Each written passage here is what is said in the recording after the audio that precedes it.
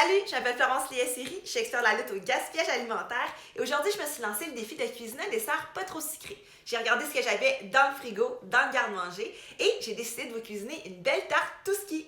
Chic, chic, chic frigo. Chic, chic, chic frigo.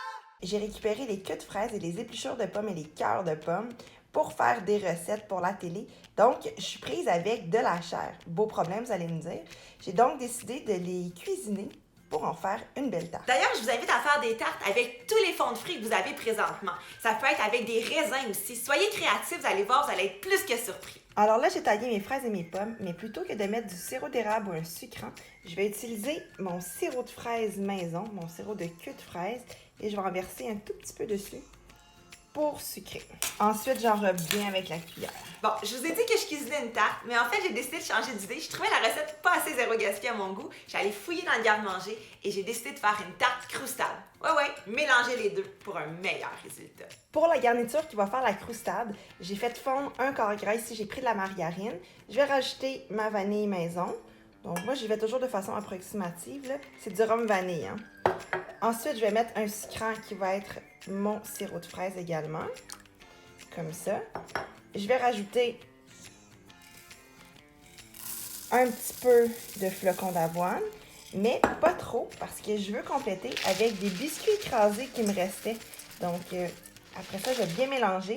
Je vais goûter pour voir si j'ai besoin de rectifier les assaisonnements et je vais pouvoir couvrir ma tarte. En passant, la chapelure de pain est une super belle alternative zéro gaspille. Et vous allez voir, c'est surprenant. Les petits côtés croustillants, c'est top.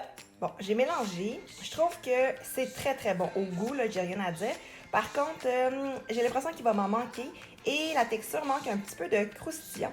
Donc, j'ai décidé d'aller fouiller dans le garde-manger, voir ce qui me restait. J'ai un fond de noix ici que je vais ajouter. Un tout petit peu de noix de coco. Je veux pas que ça soit trop sucré non plus, mais j'aime la texture que ça va ajouter.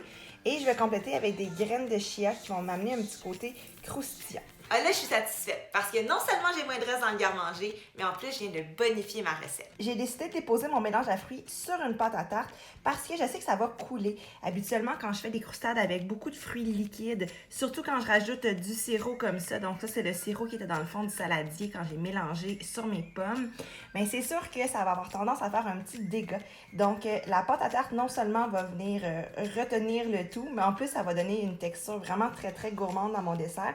Il me reste plus qu'à ajouter mon abaisse à croustade. Malheureusement, j'avais coupé trop de fruits pour la tarte. Je voulais pas que ça déborde, donc j'ai décidé d'en faire une salade de fruits. Il me restait de l'ananas, des pommes évidemment et des fraises. Mais pour le sirop, j'avais également pris des fraises qui n'étaient pas très belles que j'avais faites cuire, confire avec les queues de fraises.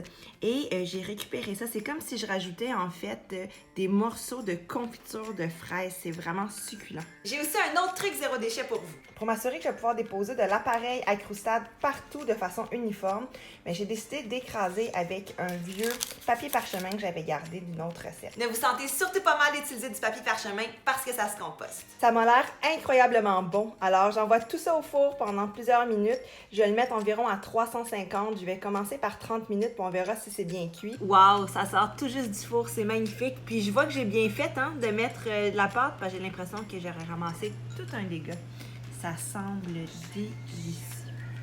Regardez-moi ce résultat. Puis j'ai goûté, là, c'est encore meilleur que ce que je m'attendais. Alors voilà, j'espère que ma recette vous a inspiré à cuisiner les fruits qui sont pas très beaux.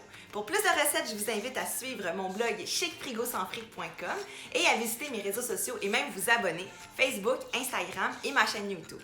À bientôt!